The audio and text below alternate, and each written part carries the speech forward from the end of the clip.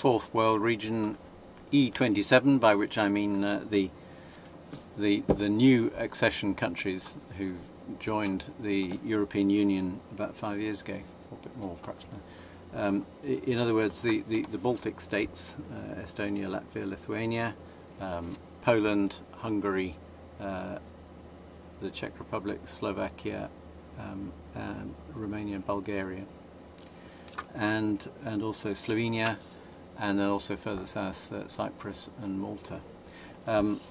Basically what I want to say about that is welcome.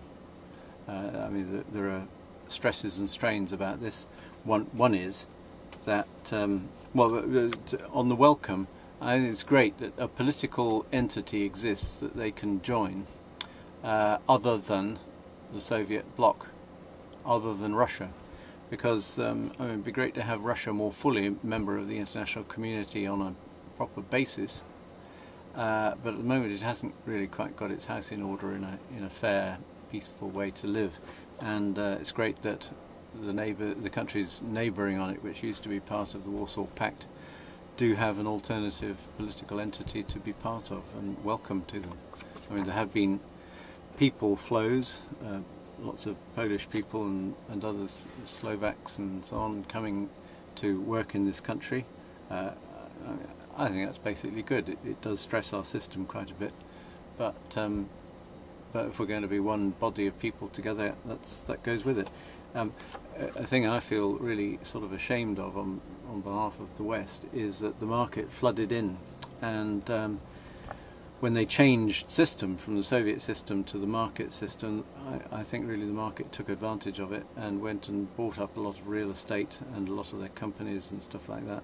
I mean, even worse things really happened in Russia, but it wasn't very good. But fortunately, I think they're getting back together again. The trouble is that they took out mortgages in which were offered in Swiss francs and Japanese yen, which had very, very low interest rates, and to a lesser extent in the Swedish currency.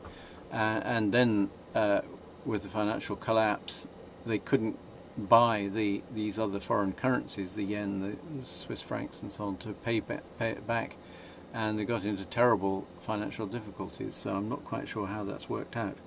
I'd be interested to know.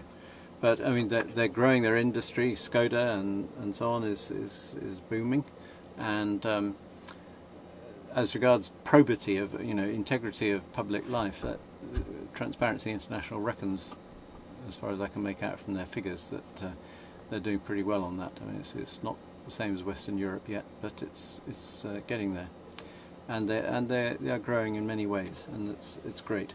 I mean, there are more countries that want to join. Croatia is shortly to join, and other Balkan countries would like to. Turkey would like to, and that's another issue which I think it's probably not a good idea. Moldova they have people in Moldova, which is just next to Romania, have a right to have a Romanian passport. So I guess really they more or less amount to part of the European Union in that respect, and Turkey.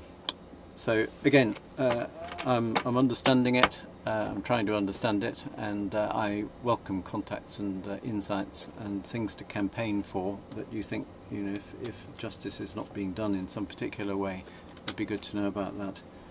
If you think there's something that we can do about it decently. Thank you.